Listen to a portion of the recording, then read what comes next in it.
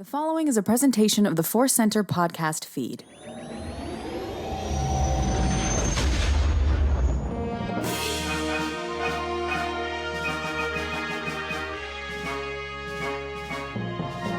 From the center of the galaxy, this is the ForceCenter podcast feed. I'm Ken Napzok. And I'm Joseph Scrimshaw, and we are here to talk both news and cues. The Q stands for questions, and the news stands for news. Every word that I say now, Ken, I think about how would that fit in a game of Wordle. I've become obsessed. I don't know about you. I have avoided this, sir. I understand it's a game of words. Is it everything it's cracked up to be? Oh, it's so lovely. It's everything that I want, Ken, because when I saw it pop up on everybody's feed, I was like, no, I have borderline addiction problems when it comes to video games. Never. And then I heard someone tweet these blessed words, you can only do one a day. And I was like, I heard angels sing because that's what I need out of gaming is something that's really fun. And then you can't have any more. You can't go just one more. So it has been really nice because it's just this one manageable, fun treat. And then it's done for the day. That sounds promising. Okay, maybe I'll come around on that. I don't know. Because if I only had one bounty hunting mission a day on Red Dead Redemption, it wouldn't be a problem. Right? I mean, that would be really weird if you actually purchased a video game and like, nope, you can only chase one bear in Red Dead Redemption, and then you have to stop for the day. But it's great. Anyway, that's where my mind is this morning. I'm happy to be here and talking Star Wars. We are going to talk Star Wars, but before we do, we always want to remind you, speaking of words, many words are in books, and today's podcast is brought to you by Audible. Get a free audiobook download and a 30-day free trial at audibletrial.com/ForceCenter. Over 180,000 titles to choose from for your iPhone, Android, Kindle, or MP3 player. A little bit later, as always, we'll have our ForceCenter recommends an audiobook we think you should try out on us. And that's not all, Joseph. No, we have another offer. Insight Editions are a publisher of a ton of great Star Wars books. They are offering 35% off across their entire website if you use this special link, insighteditions.com/discount/FC35. This week, we're recommending the Insight Editions book, Jedi Artifacts, a book that stretches the definition of what a book can be. It looks like a book, but then you fold it open, and it's just got all of these wonderful artifacts. They are little Jedi. I'm trying to find the right noun. There's no better one than artifacts. I was going to say toys or trinkets, but that sounds demeaning. These are artifacts. Anyway, if you like the Secrets of the Jedi, that kind of vibe of kind of trying to get closer to the Order and feel a part of it, this book is really, really great. Again, you can use this link, insighteditions.com/discount/FC35. I've got it right in my hands right now, the Jedi Artifacts, and you're right. It's you don't want to insult it and say trinkets, especially because it's the Jedi, but it's literally this little book that opens up and little artifacts fall out, and you got them. Yeah, some really cool artifacts and some really big fold-out walk-through Jedi history. It's great. I would love to spend some more time with it. Absolutely. Well, do so if you want to spend more time with it by going to Inside Editions. Good stuff. Before we get into news, we always like to catch up on life. Joseph, if your life doesn't, if it goes beyond Wordle, let us know. Everything else good? Oh, it goes so far beyond Wordle. Yes, many life adventures, some joyful, some extremely challenging stuff. In Star Wars is always there with me. In fact, at one point, I think it was this week, there's some stressful stuff going on with, life and career stuff. And I actually did open that Jedi Artifacts book, and it was like meditating to look at all those calming Jedi artifacts. So that was very nice. The other Star Wars adventure I had that I wanted to share on the podcast is I feel like I've been having these weird sort of shadow Star Wars adventures where what I'm affected by thinking about Star Wars is things that have a relationship to Star Wars. Like last week, I was thinking a lot about the whole Scream franchise and how much Star Wars has, penetrated an entirely different franchise. I watched a movie with my wife this weekend that I have been meaning to watch for years. I was too young for it when it came out, from 1976, the film Network. Have you ever seen Network, Ken? I've read the script in screenwriting class, but never saw the film. Yeah, I mean, it was both what everybody had always told me and a really different experience. And for people who have seen Network, and it's I'm sure there are some people screaming at their, listening device, you've never seen Network, things slip through the crack. I always knew it was a critical examination of news becoming entertainment. And now it's fascinating to watch. Of like, oh man, if the creators of this film were concerned about news becoming entertainment Yeah. and the dangers of greed over facts, they would be. You could power whole cities by them spinning in their graves. If that was their criticism in 1976. Anyway, just to me, just an amazingly well made film, a funny but bleak satire of Star Wars themes that Lucas definitely tapped into, that are big world themes about greed and selfishness and Right. and obsession and all these different ideas. But the thing that really struck me of like, okay, I saw this film that I've always heard of. It's from 1976. It was brilliant. It was dark satire. And it just really hit me like a wave of being alive and being an adult then, and Yeah. thinking so much of what you could see in the movie theaters was this. And thinking a year later, Star Wars comes out.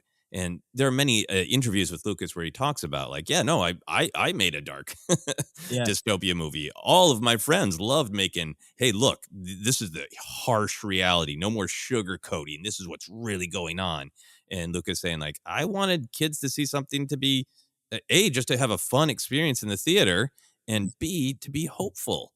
And it was really just, it was palpable to have watched Network, absolutely loved it for what it is, but then think about what a breath of fresh air it is. Because you watch a film like Network, and it's through satire and tragedy, we're driving home to you these problems in our society, these problems in the human condition, but it doesn't suggest a lot of solutions. And here comes Star Wars, bright and playful and fun, but also hope, right? Of saying, yep, here are problems, but maybe here are some ways forward. Yeah.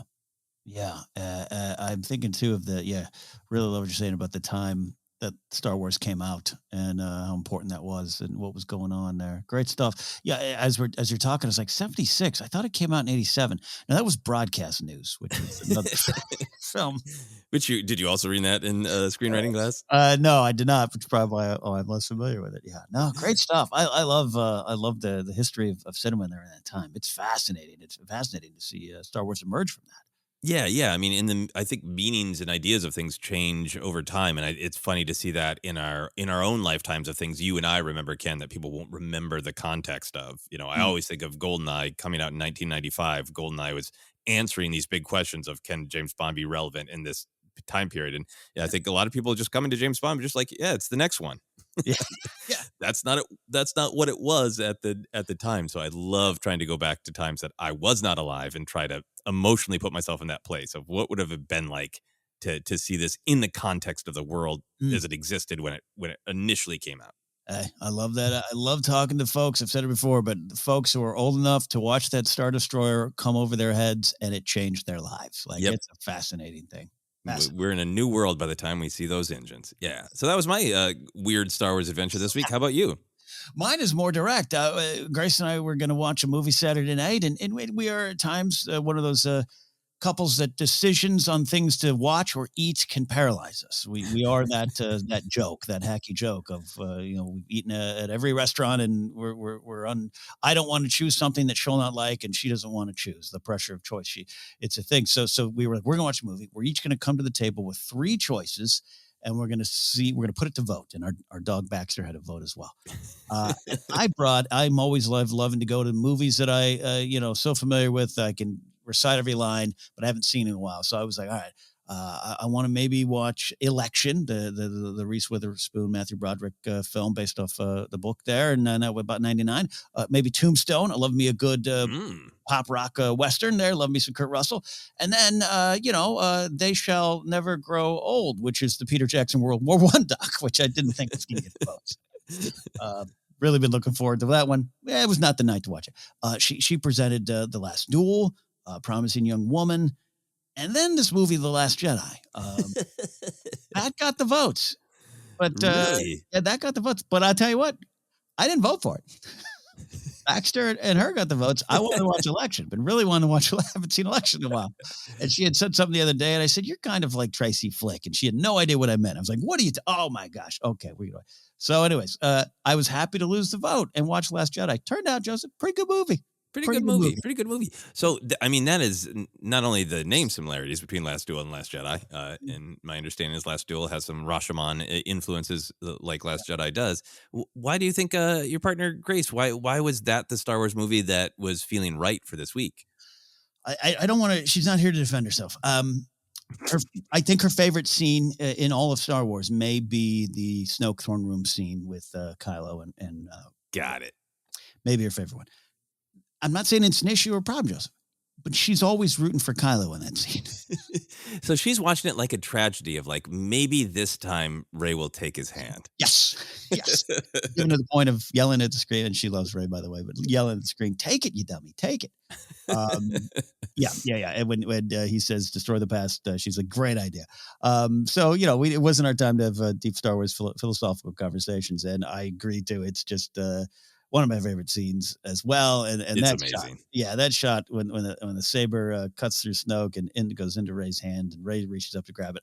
It's still just one of my favorites, and it's hers as well. So yes, we watched it and it was just fun. Again, you and I always say, this is a fun little job we have here that we've crafted after 6 years of ForceCenter for ourselves, but we're still fans and just to sit back and to know that I wasn't needing to pull any themes or favorite moments, wasn't ranking any dialogue lines, which we love doing here, but just to sit back and watch this movie again and just how beautiful a film it is, and just literally the shots and just a lot of stuff on Crate. I just sit back and take in, and a lot of fun. So yeah, it turns out Star Wars overall pretty good.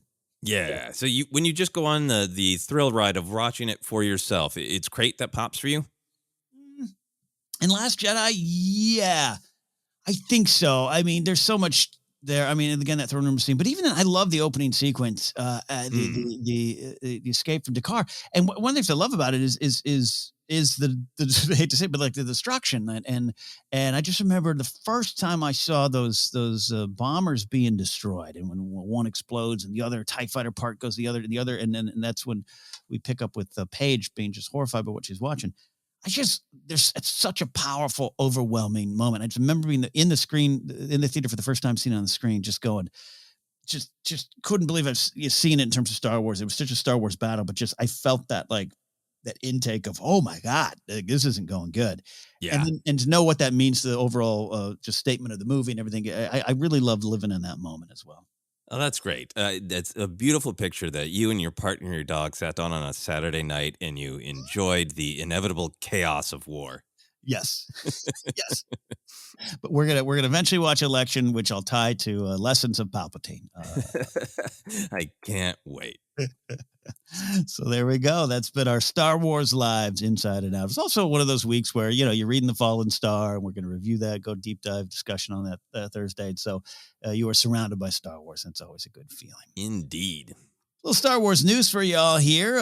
We've got a fun little, one of those things it's official. It's rumor-ish, but it's official, not from Lucasfilm. But The Hollywood Reporter ran with an exclusive this past weekend, or end of last week, the Cloverfield 10 and Scott Pilgrim versus the World star, among many other things, by the way. Mary Elizabeth Winstead is said to be part of the Ahsoka cast, again, according to Boris Kitt over at The Hollywood Reporter. He's pretty good about that stuff, so no word on the role, of course. Of course, no confirmation from Lucasfilm. We generally like to wait till the StarWars.com machine says it's real, but this one, again, tracks with Kit's record. So Winstead would be joining a cast that includes, allegedly, I guess we'd say, just throw allegedly over all of it, Ivana Sachno, Natasha Lou Bordizzo, alongside Rosario Dawson, and don't forget, Hayden Christensen. Production starts in the spring for the yet-to-be-announced release date. So, Joseph, this is a fun news story. Thoughts, wild speculations. Is she Hera? What do you think? Let's run down the list of all possible living or perhaps could return from the dead characters that fit that era. That's a fun thing. And I am really intrigued to talk about some of the popular guesses that are out there if she is indeed playing a known character. But my knee-jerk reaction was just like, great, I'm thrilled because I think the world of Mary Elizabeth Winstead as a performer. I think I particularly know her from Scott Pilgrim versus the World, think she's amazing, but in particular Huntress in Birds of Prey. I love the Birds of Prey film. I think it's a really unique comic book film. She is particularly great in it as Huntress because there's this great mix of in her character of absolute trauma, uh, drama that comes from that trauma, but she's hilarious and Mm. manages to. It's the script, but it's also in the direction, obviously. But it's Mary Elizabeth Winstead's performance as well, where she manages to take some very well-known tropes about the vengeance in pop culture, the character who needs vengeance, I am vengeance, and makes it utterly fresh. So her performance recently in Birds of Prey is one of the things that makes me just be like, yes, I am thrilled that she's in Star Wars. I'm excited. I'm going to follow your excitement. I got to admit, she's a name I know, but I was rolling down the list. I was like, I really haven't seen a ton of stuff she's in. Scott Pilgrim vs. World, I've seen once. Not that I'm not a fan. I didn't find me when it was in theaters. It didn't find me when it was just a comic book. It just didn't find me till later. And so I was like, oh yeah, she's that one. I haven't seen Fargo. Of course, she works. Was that where she met Ewan McGregor? I don't know their love story. They, of course, they're both in Birds of Prey as well. At Birds of Prey as well. Okay, so maybe, but yeah, which is what talk about Star Wars power couples now. Obi-Wan and undisclosed character partnered up there. That's great. So yeah, it's a name I know from just pop culture. I am excited and excited that this is a name that does carry a lot of cred. From I know a ton of Scott Pilgrim fans, Cloverfield fans, and what you're talking about, Birds of Prey. So she's obviously accomplished. I'm just excited. For me, this I kind of represent where sometimes a name comes in, and Star Wars is going to be how you learn about them more. Yeah, absolutely. And I was not familiar with some of the other people who have been allegedly cast, except for Hayden Christensen. I've heard of him. Yeah. Yeah. So I'm curious about your guesses and how you're feeling about the general, like a big name is cast in a Star Wars show that people are excited about. Does your mind immediately go to what known characters can they play, or do you spend more time speculating on what kind of character, known or unknown? I think nowadays it's the what kind of character. It's fun to go into the known characters, especially with this show. And I saw a lot of people out there tweeting thoughts on Hera, and that can work. And where the show is going, lends me to think that that's a little bit more what we're going to get. But I nowadays, and the reason is I've always joked I'm bad at speculation, but the reason is going into a lot of the Star Wars stuff, even going to 2015, there was so much of that. Oh, this person's in the movie, they must be playing X. And to discover that, X is not in any of these films. There's no need for X. There's just a kind of character. I do think that's there. So and what you're talking about with the sense of the humor that you might bring to more serious roles, that's perfect for Star Wars. And and being someone that is either Ahsoka needs, runs into, I don't know if you necessarily think fights, but that could be like that's going to be real fun regardless. So yeah, I go there. The hair of it all is interesting to me. I will admit, I find myself going a little bit of, I'm not cynical about it's just the Rebels 2.0, but in live action. I'm not cynical about it, but it just seems I'm like, I guess this is what it's going to be. And I'm just going to kind of wait for it all to happen. Yeah, I mean, I think I've had some time to emotionally process that. It feels like the actors who played the characters in animation, even if they have a physical likelihood, that doesn't seem to be the path that it's going down. Right. So that's one of those things like, I kind of had hopes for that since a lot of the actors were good matches for their characters, but that's not where we're going. So be it. I do think that just kind of look wise and energy wise and timeline wise, Hera's a great guess. That's a fascinating possibility. I am kind of fascinated just by the rumor mill of it all that the one of the other actors who is allegedly cast, all that came with, and she's of course Sabine, right? Right. So just from a kind of reporting, how does this information get out there? Yeah. Is that meaningful that Mary Elizabeth Winstead is not being, in the trades attached as Hera? So I'd be fascinated by that. I wanted to ask you about the Leia stuff, right? Because a lot of people are going to Leia. I did see that too. Yeah. I think the Leia thing is really fascinating. I think one of the big emotional threads for Ahsoka is it does seem like it was teed up in her appearance in The Mandalorian that she is not at peace with what happened to Anakin, which seems like she is definitely missing some information about the last moments of his life. We've had many discussions. I've been really big about wanting a scene between Luke and Ahsoka because they both have something that they can give the other, that Yeah. Ahsoka can really tell Luke who his father was as a young man in his prime, and Luke can tell her the change that he made, the good choice he made at the end of his life. Uh, and people have pointed out, like, yeah, well, there's more than one Skywalker sibling for her to meet. Yeah. And I think Leia is a really fascinating character for Ahsoka to meet, just out of their personalities, what Ahsoka can share with Leia about Padme, all that is great. But in terms of the kind of the Anakin question of it, I feel like Ahsoka has more to give Leia, right? Because Mm. Leia didn't get to have this relationship with him. She didn't get to experience that. Mhm.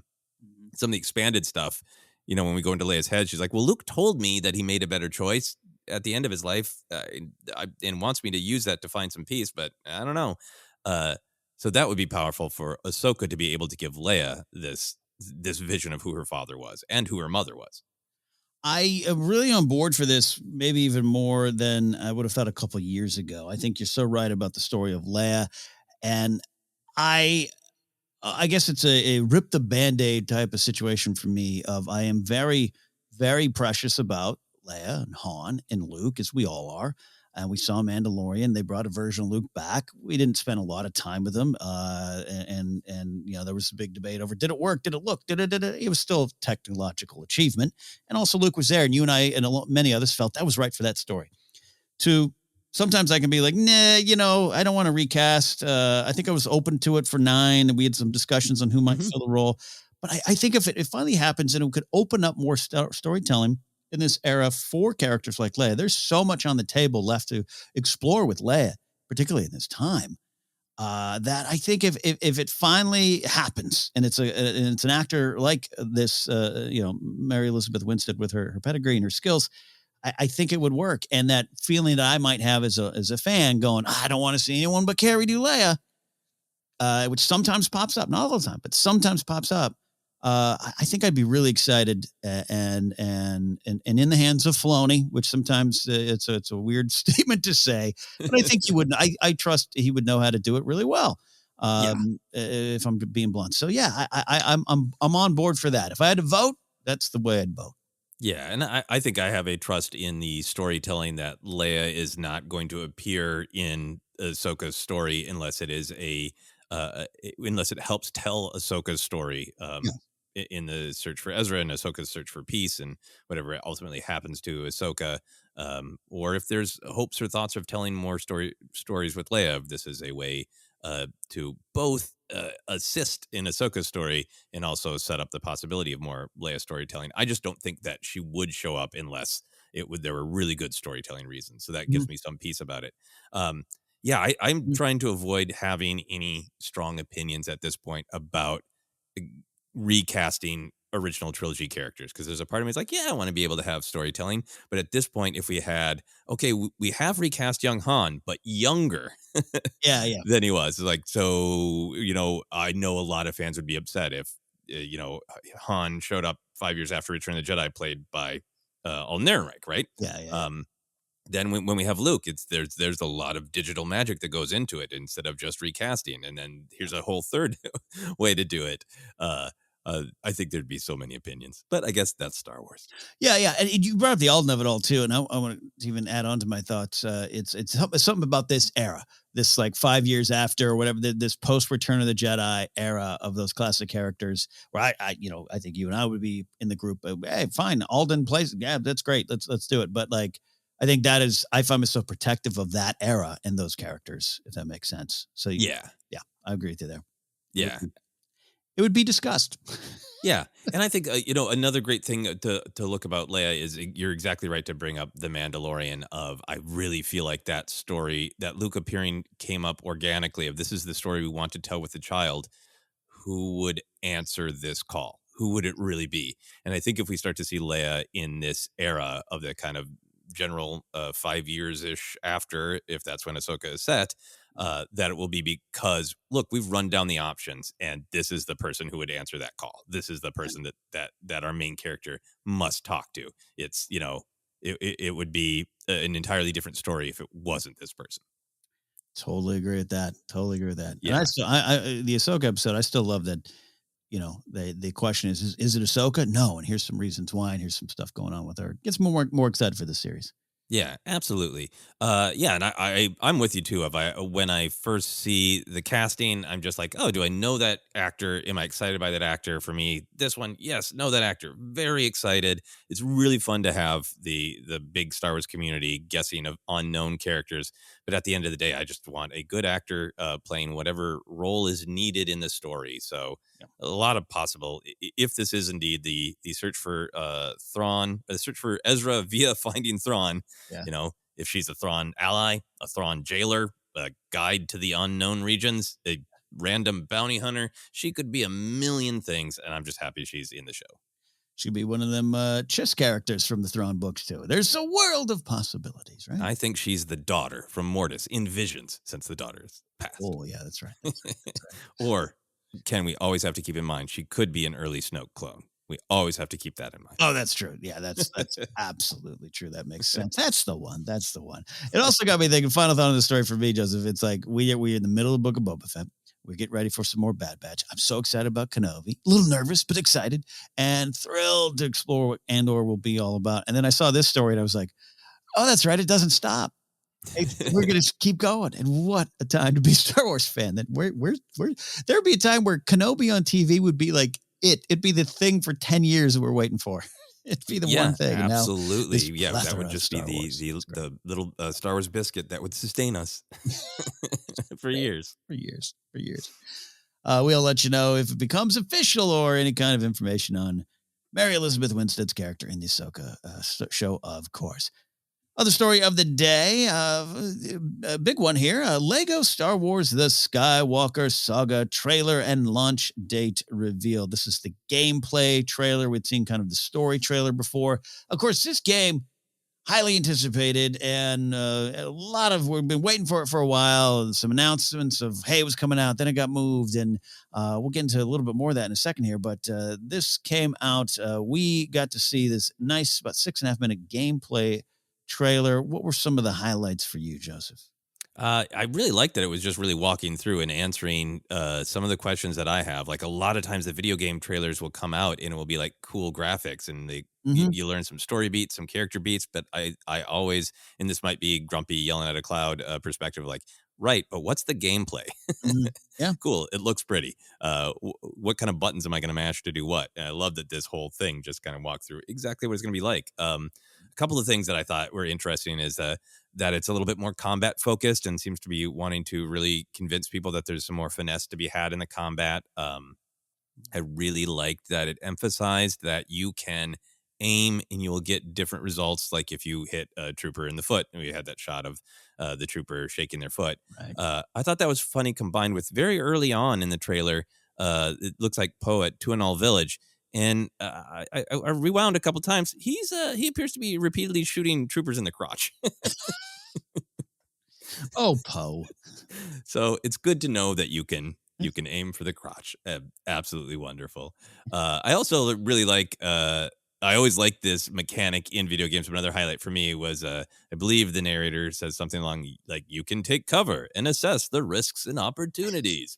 It's a picture of Finn, jumping down there, diving down on the Star Destroyer. I always like that mechanic in games. So those were a couple of like just the kind of actual mechanics highlights for me.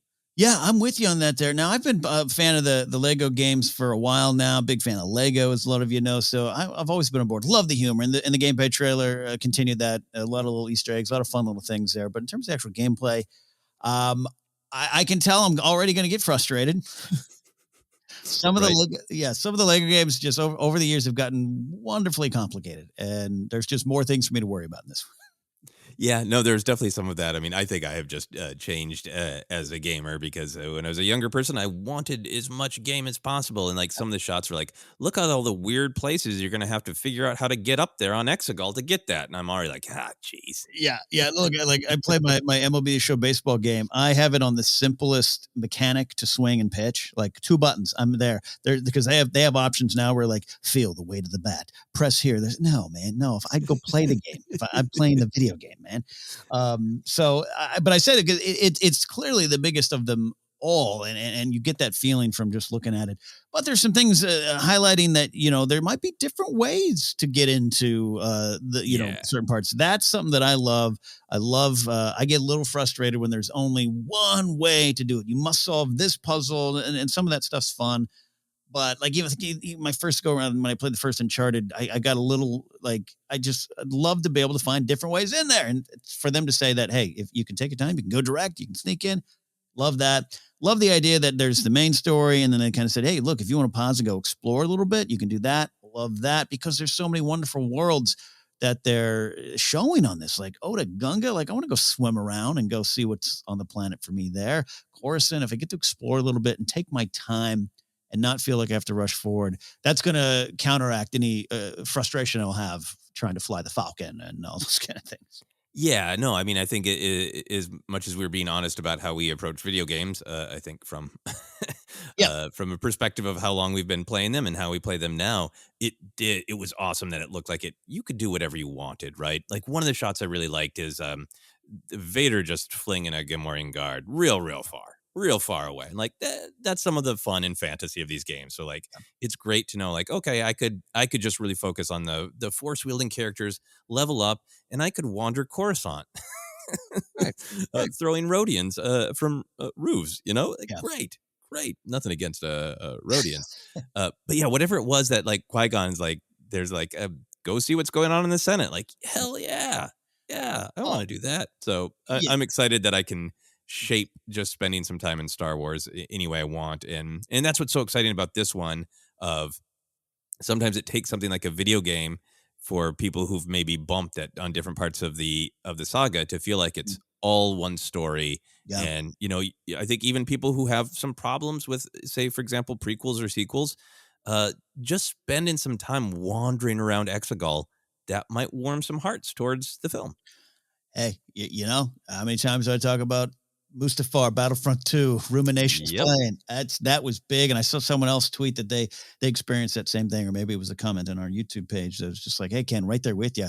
Yeah, you're right, Joseph. I think that's going to be key. Once you kind of see it all there, Rise of Skywalker, I think was built for video games, which some people don't like. I was part of the DNA. You talk about the serial adventure of Star Wars, it's in there. So to actually see it in video game form, it's great. The worlds, and yeah, taking your time. That's what I love. A little bit open world, a little bit needing to go forward. Good combo, both. And plus, it's Lego. Lego games they are just fun. There's always a humor to them that I love. 300 playable characters, including, it would seem, Babu Frick, Gontroid. Any characters we're looking forward to playing outside the normal choices, Joseph? Yeah. I think I saw something that there is some sort of Bad Batch pack. So I love tech. Saw the Black Series action figure of him hanging in a Target, and I made my saving throw against purchasing him. So not collecting the Black Series yet, but I love tech, so I'd love to spend some time as tech. Claude, yes. Claude would be fun to see exactly how Claude functions. I think the big one, obviously, this character is going to appear. I'm curious if there is a way that you can be this version of the character. I'm sure Palpatine will be playable, but my question is, can you play him while he's hanging from a claw? That's what I want to roll around with half dead Sheev hanging from a claw. That's who I want to play. Oh, that's spectacular. I mean, Babu Frick is my number one choice. I have to admit, I didn't do a deep dive. I sometimes don't want to be too spoiled on what I can do in the video games until they come out. But I thought I saw that there was a possibility that Mr. Bones exists as a character. Oh yeah, I think I saw some tweets. So yeah, I'm with you. I watched the trailer and I didn't go beyond that. But I did see some people discussing the possibility of Mr. Bones. Yeah, and Mr. Bones is this character. I literally sat in an office one day at my old job and said, I hate this character. And now I love Mr. Bones. is off his phone. So I'd like I'd like to give a violent hug to all the characters of the game with that one. And then, I think you're going to do the same thing too, Joseph. We can explore. If you get to Coruscant, I'm going to try to find Dex's Diner, which Oh, yeah.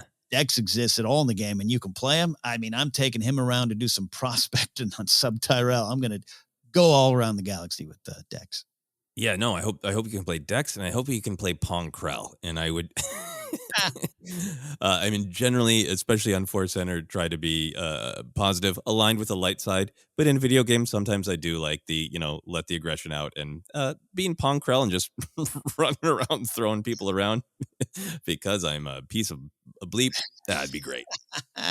I'm with you on that too there. So, and then maybe, I have, in doing the Clone Wars report, I have so much more sympathy for the battle droids and their plight. I wouldn't mind taking a battle droid out for a spin, maybe getting some. Oh, yeah. Yeah.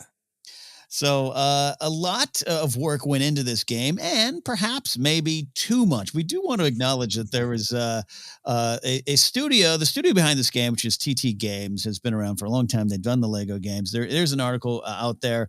You can look on Polygon.com. And talking about Lego Star Wars: The Skywalker Saga has led to extensive crunch at TT Games. And there's a lot of talk these days of crunch culture and premeditated crunch culture. We just want to acknowledge that it's out there, Joseph. A lot of, video games and studios who make games. It's an industry that's going through a lot of changes, or hopefully going through a lot of changes. There's always a lot going on. This we want to acknowledge, but it's out there if you guys want to take a deeper dive into what that means and what that story's about. Yeah, I read the article because I do want to know what's going on. I think it is great that this kind of crunch culture, particularly premeditated of like, yeah, we will make this deadline because we will just sort of have a culture where it's expected of you to stay late, work hard. Work hard is fine within your hours. You know what I mean? Yeah. Of making it an unpleasant and sometimes even dangerous work experience for people. I think it's obviously being discussed in the video game culture because it is this specific crunch culture in video games and programming. But it's also, we're across our culture are having discussions about when we are pushing ourselves in a way that's not productive as people, particularly as workers. So I think it's a great large cultural conversation we're having. I think it's great to call out. And I think that for myself, I think that is a thing that I really want to be aware of, that we have framed our culture in many ways, in my opinion, that striving harder and harder and harder is always better. And like almost the Office Space of, do you want to do just the bare minimum? And that just doing a good job and getting by isn't good enough. Everything is about more and more and more. I think it's a thing that's really good to analyze. Always is. I've been on both sides of it. I will admit, I am sometimes the one, you need to be here, you need to work. And also I'm the 15 pieces of flair guy. I am right there with you in various, creative work. I have sometimes pushed too hard and I regret that. And I want to learn from it. Yeah, no, absolutely. And it's an interesting conversation, but we want to acknowledge it, and it's part of this game. And we'll see. But the game will come out after all this time and all the wonderful hard work that's been done and put into it. April 5th, 2022 is the new date for the launch of the game that many have been waiting for. We shall see if that is the date. Release dates in all industries seem to be, I just put big question marks by them for a lot of reasons. Understandably so. That is a look at Star Wars news. It is for now. We'll get to any stories we miss next week that are big and must be discussed. Before we get to your questions, though, we want to have a audiobook recommendation for you. Joseph, what do we have? We are recommending the latest High Republic adventure, The Fallen Star by Claudia Gray. We are going to be discussing it this week on Thursday for our deep dive. So if you want to get all caught up, you can give it a listen. You can, and download your free audiobook today by going to audibletrial.com/ForceCenter.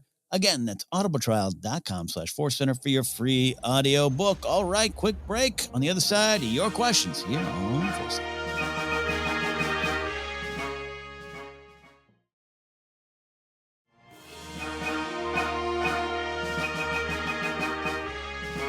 Welcome back to ForceCenter, the big show, the superstar destroyer of our fleet, as we've called it for many years, and occasionally it's something else too. It is the Dexter of our diner, is what I show is. We've got some questions, Joseph. What do we got? We have 4 questions, just like Dexter has 4 limbs. Well, I guess he has 4 arms. Yes. Even more limbs. We only have Dexter's arms. We don't have Dexter's legs. We have 2 questions from Twitter and 2 questions from our patrons on Patreon. As always, we'll go first to Twitter. This comes from Yuval Azdar. And Yuval says, I was thinking about the first time we see Anakin go dark in episode 2. Do you think it was indeed the first time? Generally, I think it's an integral part of a Padawan training to deal with their darkness. Doesn't have to be murder. A good point. What do you think? This is a great question about how much is it a part of the natural training of a Padawan to explore or understand or deal with their darkness? And specifically, had Anakin had some practice dealing with his darkness before that moment? Where do you go with this one, Ken? I mean, I think the first time he goes dark is when Mace and Yoda are giving him the cold shoulder up in Phantom Menace. You know, ship, cup, speeder ship. So he's a little dark up there. But I think this Zach Clone moment is his first time he truly gives into it. But I have to believe he's danced with it before. I think that's even intriguing for me in terms of storytelling. Of, you know, was it a bad day in training where things weren't going right? A fellow Padawan not keeping up? Was he mean to them? All those kind of things are on the table for me. And I think every time he was able to maybe pull back or stay in the light, but the less answers he gets from those around him, the less power to control what's going around that he experiences, the more angry he might get. And I think also the education of what he's feeling. I do think it should be part of a Padawan's training, but maybe that's what was going on with him or going on at the time. In fact, we see some great debate in the High Republic of some of these feelings are natural for Jedi. How do you use them? Should you use them? Where's the line? Those kind of things. And if you don't have the proper education to deal with those kind of tools, much like in real life, mental health and well-being, all those kind of things, and if you don't talk about them honestly, maybe things boil and kind of get pent up inside, and then I think the more he pushes toward a blow up in that situation. Yeah, absolutely. I have not read it in a little while, but there's that 5-issue Obi-Wan and Anakin comic, and I believe Anakin is dabbling into a little bit of dark side. Certainly, it's some early manipulations by Palpatine in that, and yeah, I think even if that comic book wasn't out there, or if I'm not remembering it entirely accurately, yeah, I think Anakin kind of dipped into it and looked at it, Yeah. felt it in many moments before he just absolutely tapped into it and unleashed it in that horrible moment in episode 2. Horrible from the point of view of that's a tragedy. Yeah, I think the fascinating story with Anakin to me is not only did he maybe not get the guidance that he personally needed from Obi-Wan or Yoda, where they gave him, they told him the dark side was not great and why, and stay away from it. And maybe that's not what he needed. Maybe he needed a little bit more exploration of it. But also on the other side, you have Palpatine going, actually, it's great. Yeah, right. You know, you're the best Jedi ever. You're so powerful. Why don't you just let it go? And like, you're so compassionate. You're so kind. Why don't you just let it rip? You know, he's getting the opposite pressure. Maybe an absence of the kind of talk about the dark side he needs, and in that absence, really manipulative, awful advice about the dark side. Yeah, and in the absence of good education comes the bad, I guess you could say here, huh? Yeah. But I'm totally with you. If I were a Jedi instructor, I would definitely be like, look, the Jedi's code is great. That's an aspirational code. About there is no emotion. There is absolutely emotion. And you should be incredibly honest with yourself. Don't be don't be afraid of the dark side impulses. See them for what they are, so they can be dealt with, and recognize that, yeah, you're gonna feel anger. You're gonna miss your mother. You're gonna wonder, Anakin. That's okay. What we're trying to avoid is you taking actions based on those feelings that will hurt yourself and others. Yeah. Great question. Yeah, absolutely great. Any other thoughts? No, it does. I do want to revisit that Obi-Wan and Anakin comic. Yeah, it is. It's five issues, and I remember it not being my favorite when it came out. There's some little more wilder, weird sci-fi stuff which doesn't immediately jive with me all the time, but I think I've become more open to that. So I'll put that on the list of revisit. Yeah, it's definitely one I want to revisit, particularly when we're going to get so much great Kenobi written materials, books coming out along with the Kenobi show. So it'll be really fun to revisit when we have time. Moving on then to our next question from Xander. Xander says, old question that still puzzles me. In Rebels, why exactly did Yoda send Ezra and co to Malachor?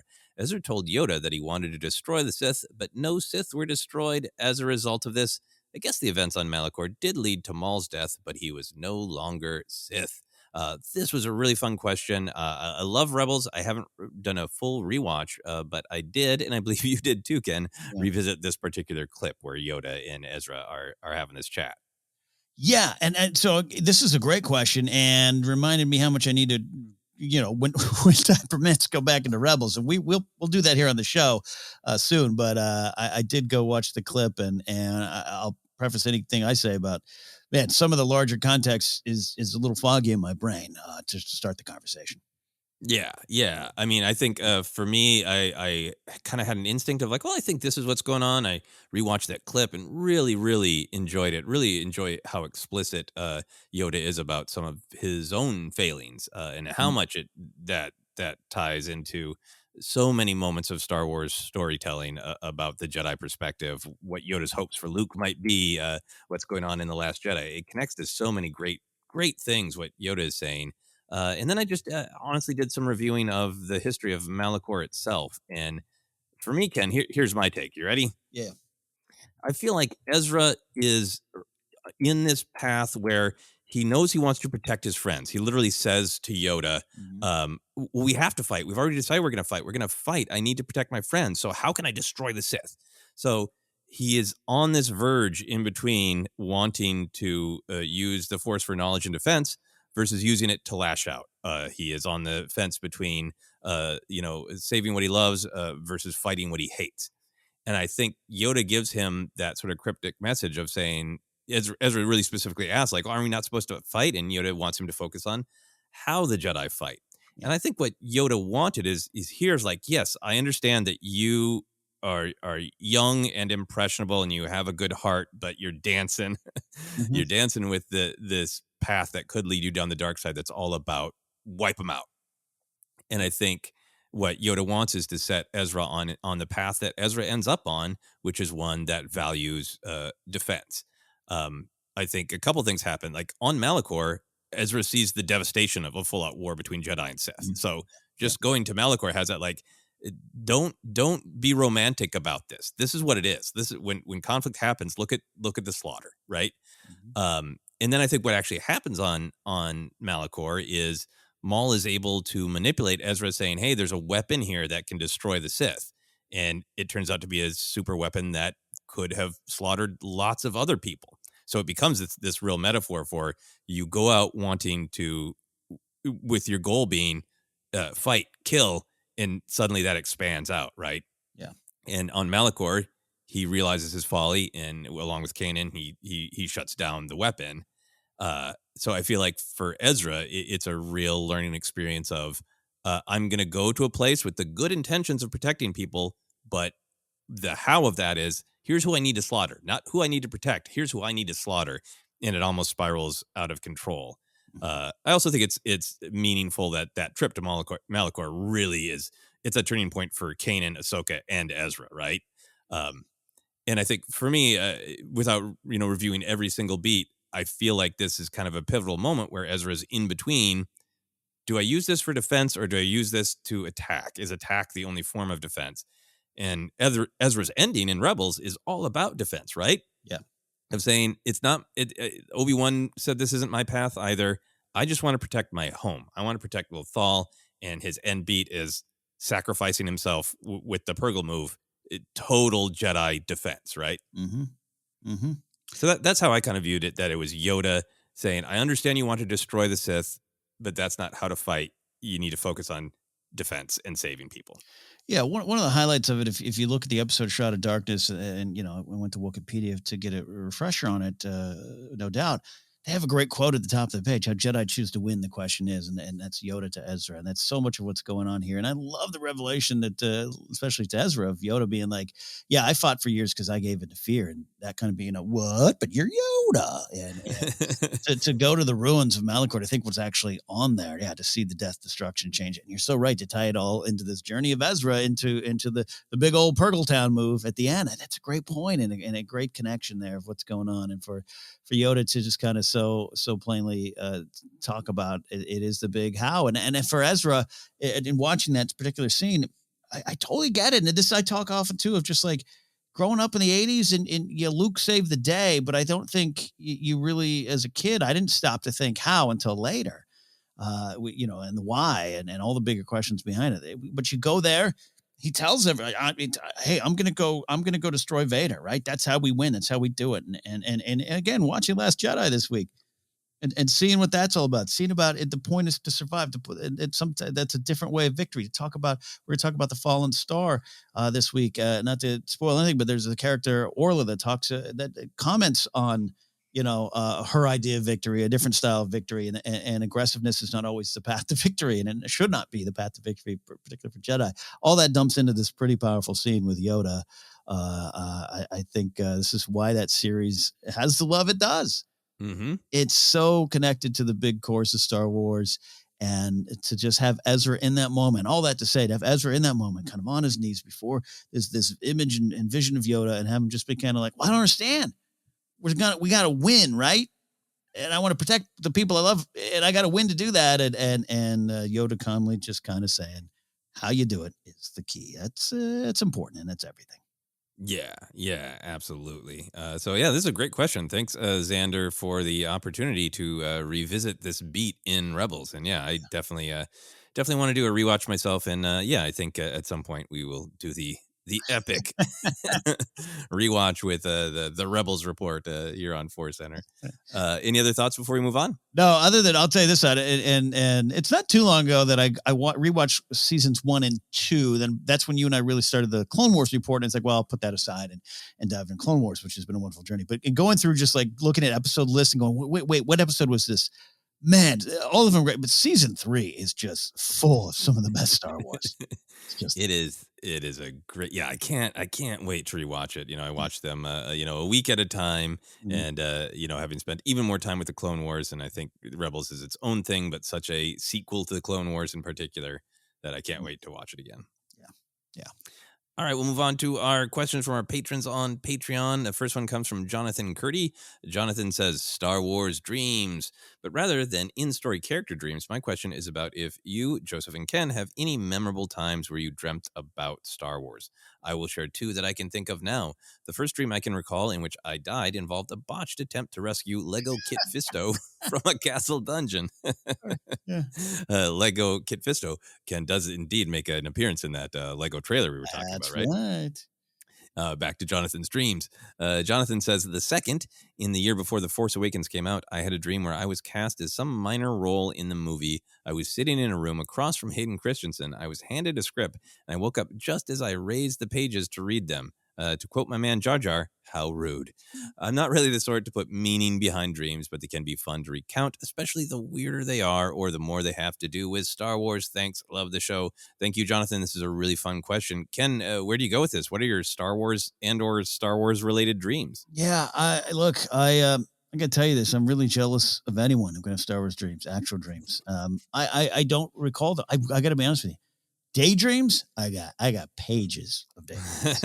I am like everyone. I dream. I just I sat there on a Sunday afternoon on my couch, just going, "There's got to be one, Where suddenly I was running around the Death Star. Not one, Jonathan, not one. Like I said, daydreams, flying a Y-wing, going on a trench run in my Plymouth Colt. Anytime I was patrolling a hallway in a mall at 2 a.m. with a 4 D-cell flashlight, man, that was a blaster. Sneak around the Death Star all the time, every day. Still do it. I can't see a lightsaber and not pick it up and just daydream. But deep subconscious dreaming, not there. Do you dream in general? Do you remember your dreams? Obviously, everybody dreams, but are you a lucid dreamer? Do you remember your dreams? Not a lot. No, not a lot. There's obviously some come go, and weird ones over the course of my life. I still remember some weird ones, but no. I really don't. I don't know what that means. I don't know if it's a good sign or bad sign. Yeah, I'm with you that I don't have like really specific, like, oh, I'm on Dagobah and I'm disappointing Yoda, right? Or whatever, kind of That's a bad dream. whatever kind of dream. I've definitely had some fun dreams in life, but I have a lot of dreams like, oh, these are not difficult to analyze. Why this person represents this thing I'm wrestling with. In dreams, I know some people have like the flying dream, right?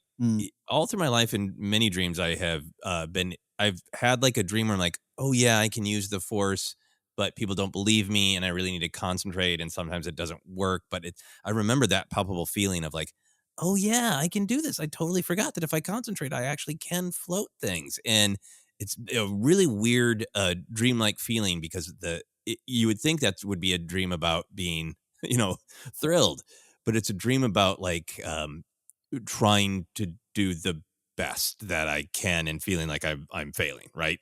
Because every time it's a Force dream, it is about like, oh yeah, I forgot I have this great tool, and if I really concentrate, it works, even if people don't believe in me.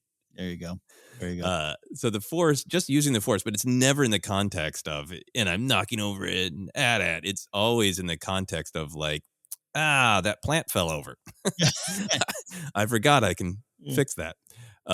The one really clear Star Wars related dream I've had, and I think I've mentioned this before, I've had dreams more often where I meet creators that I admire. And I had one dream a while back, this is probably about maybe 10 years ago, I don't know, that Lucas himself appeared to me in my dream. It was real clear, and he had that Lucas deadpan. Yeah, no, sure, yeah. And he's like, oh no, yeah, no, yeah, lightsabers are real. I was like, you want one? I was like, yes. and I remember, and then he showed me how to use it, and the real practical application in the real world, which was cutting the top off a whiskey bottle instead of opening it.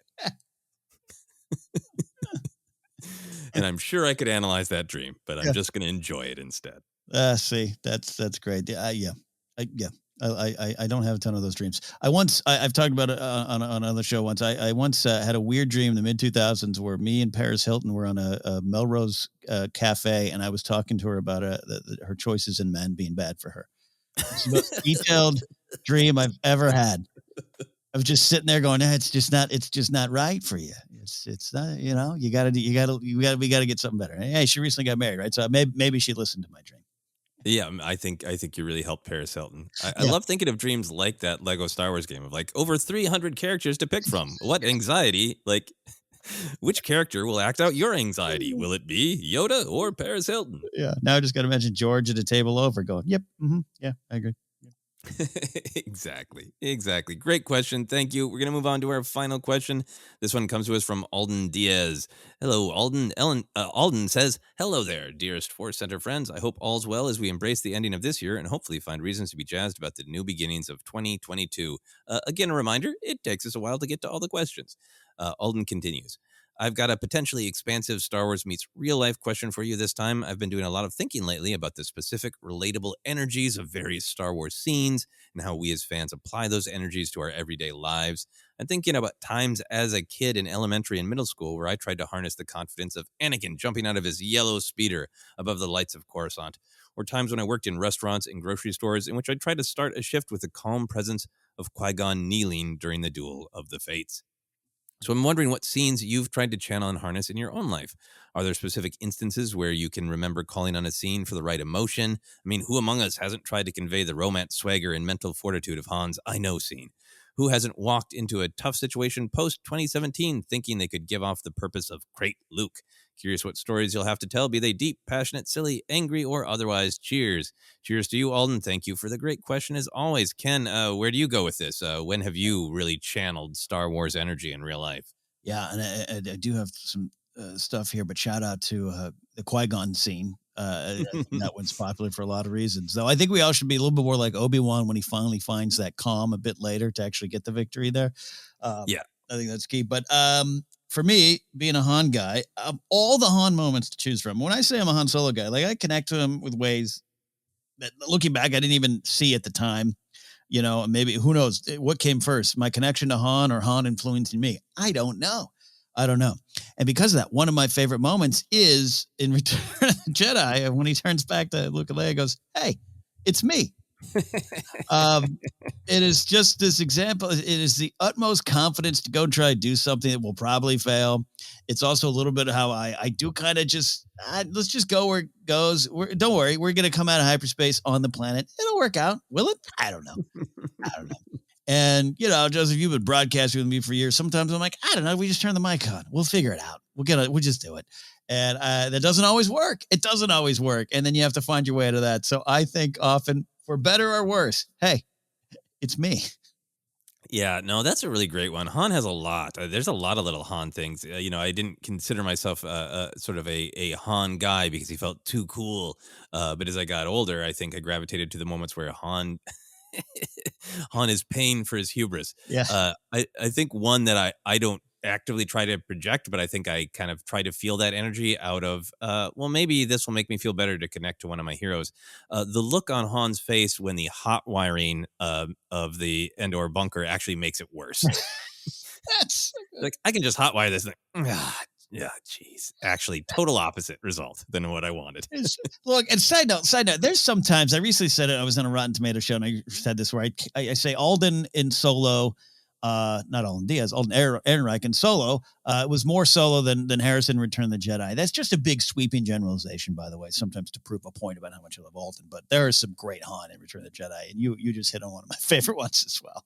It's so great, right? I mean, when you're trying to fix some broken thing that won't work, or some easy open tab that just not, you easy open it the way it's supposed to, and mozzarella cheese explodes in your kitchen, and just like that look on his face. It's the I got it. Complete opposite of I got it. Yeah. I mentioned this one before with Han too, because these are my two Han ones, and this is just I am entertained by it.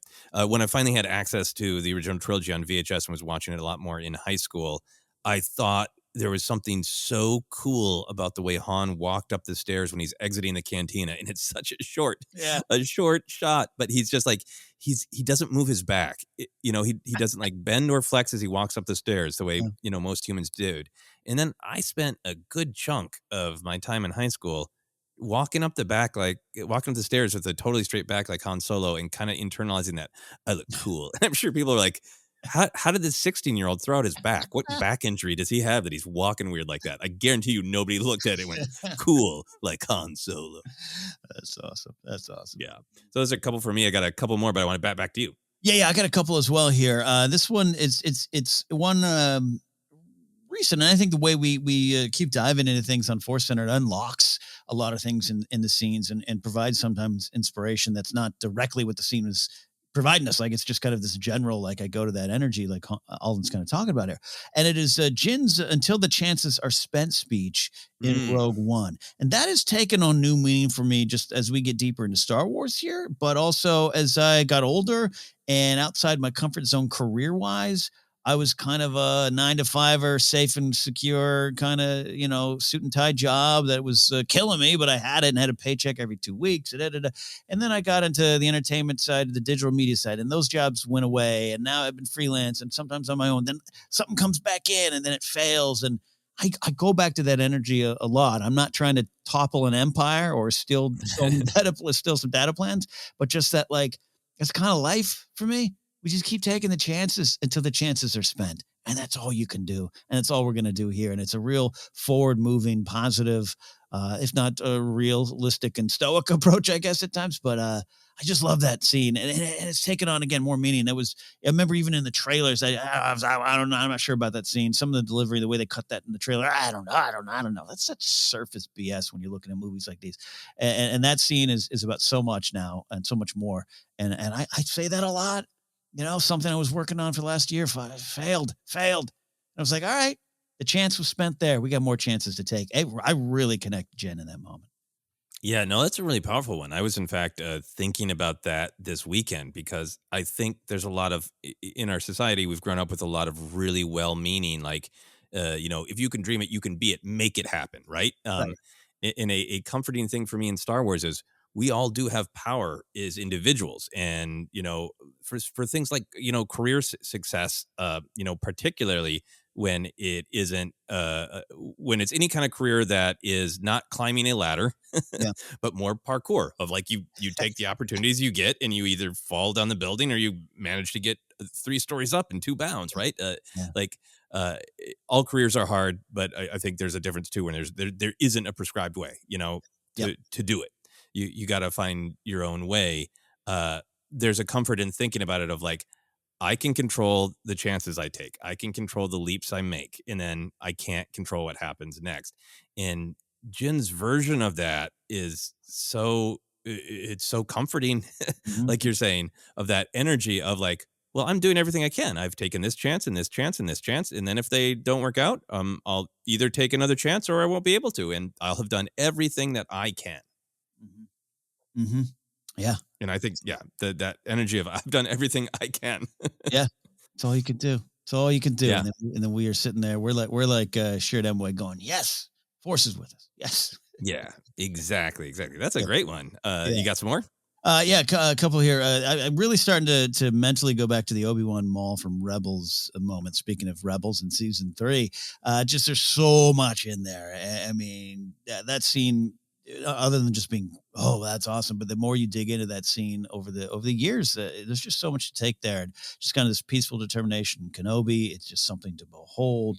The whole look what I've risen above, and it's this idea of a big lesson of vengeance is dead end. I kind of look at it that way. The lack of change in Maul versus the growth in Kenobi, especially as you get older, and especially if some of those chances are spent, and suddenly you find yourself in a desert at a campfire going, this might not have been in the plan, but I'm here, and I've got to be true to myself and rise above it for what it is. A lot to unpack.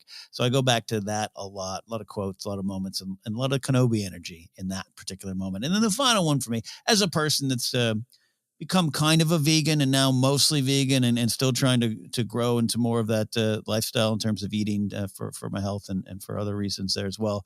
Chewy being grumpy as he puts down the pork is up there now. I feel that energy a lot. Yeah, you look longingly at a hot dog and sigh. And just all the little hot dogs are looking at me. And I put it down. Well, if we walk by a street vendor at any point and you see, like in Hollywood, they have a lot of those, like, yeah, hot dogs wrapped in bacon. Feel Yeah. free, by all means, to let out a mournful howl. Yeah, a couple more for me. Some that go back a long ways. I remember I was doing a comedy sketch, playing Luke Skywalker, and that was so fun to exude that Luke especially in Return of the Jedi with the hood. And Yeah. I am a calm but confident Jedi. I love that energy, and my friend pointing out, like, when Luke's in front of Jabba, he does not interlace his fingers; he cups his hands and then puts his thumbs together. So that was the thing I loved doing on stage, pretending to be Luke, and it's a thing that's come in handy a couple times when, like, I'm feeling tense and I have a lot of energy and I need to kind of focus it, do something with my hands. And that cupping gesture is so much more peaceful than the interlace and squeeze your own knuckles. Love that. Luke's the sheer weight of Luke's "I'm sorry" in Return of the Jedi when Yoda's like saying, "It's too bad that you incomplete was your training, that we rushed me," and he's, "I'm sorry." Right. Yeah. That is a delivery I have used sincerely in real life. So that's a big one. Obi-Wan in general, like all of our great conversations that we've had over all these years on ForceCenter, and trying to internalize some of these lessons of going into situations where I know that impatience or anger is a risk, and really trying to be like, I can let me try to tap into that Obi-Wan mood, and sometimes it's more of a mood of curiosity, of the for a drink energy. Yeah. Yeah. That when he's going to spring the trap, or when he's curious about exactly which hole in the physical body do the zombie Geonosian worms enter. Hmm. So sometimes it's that curiosity, but like, in that rebel scene, it's before Maul even gets there when he tells Ezra, like, I'm paraphrasing, but it's time to close this old wound, or heal this old wound. Yeah. He absolutely knows nothing but anger and conflict is coming to him, and he's just like, I'm not about conflict. His resolve is so strong that, like, I know somebody else is going to make this a conflict. This is not going to be a conflict. I'm not in a place of conflict, Love that. That's really good for me, that Obi-Wan energy. Final one for me, I would say that this is a physical thing that I actually did do, sometimes on purpose. I think sometimes it just came out. It was mostly on stage or as a joke. I don't have a lot of reason to do it at home. But just a little physical thing in that great lightsaber battle between Obi-Wan and Maul in Phantom Menace. I love Maul's hand flare. And I rewatched the lightsaber fight to make sure I knew exactly where it is. It's after Obi-Wan has severed the double-sided blade, I believe, and Obi-Wan cuts at Maul's feet, and he does the big flip. And as he lands, the one hand goes out like, wasn't that great? It's like, he's just like, I know all the judges just gave me a 10. It's just a total like Maul's flare hand. And I've earned it. I earned that 10. I earned it. And there's when it's doing more stand-up, there was like specific punchlines that I would do the Maul hand flare with. So that's a fun, beloved one. Hey, you're taking lessons from Kenobi and Maul. You know, there's true balance there. Dangerous. Well, thank you, Alden, for the very fun question. Thank you as well to Jonathan, Xander, and you've all great questions. That's it for the Qs. That's it for the Qs, and that's it for us. We're almost out of here today. Let me tell you where we can be found. We are ForceCenter Podcast. We're on Twitter, ForceCenter Pod. We're on Instagram and YouTube as well. We've been uploading audio versions of the episodes over there. Thanks for all who are liking and subscribing and doing all those things there. Facebook page is ForceCenter Podcast. Podcast available on Acast, iHeartRadio, Apple Podcasts, Google Podcasts, Stitcher, TuneIn, Spotify, Amazon Music, and more. Had a question recently about, hey, where should I like? Should I leave a comment and like on YouTube? Should I rate and review on Spotify, Apple? What helps more? The truth is, it all kind of helps equally. Wherever you're comfortable, wherever you use it. Hey, give us a review. That does help podcasts grow. Does help break the algorithms. If you're want to, if you don't want to, that's fine. Just listen and enjoy the experience. But I had that question this week and I wanted to answer that there. Merch available at tpublic.com/user/ForceCenter. You can support us directly at patreon.com/ForceCenter. From there, you can get into our Discord and have daily conversations about Star Wars with our ForceCenter friends. We have a show currently going on the companion app called Databank Dive. We'll tweet out usually Friday mornings. We get to promote the episodes. We have a lot of fun discussing things just randomly on the databanks of Star Wars. You can follow me at Ken Napzok. Go to my website, kennapzok.com, for more information for my charity focus this week.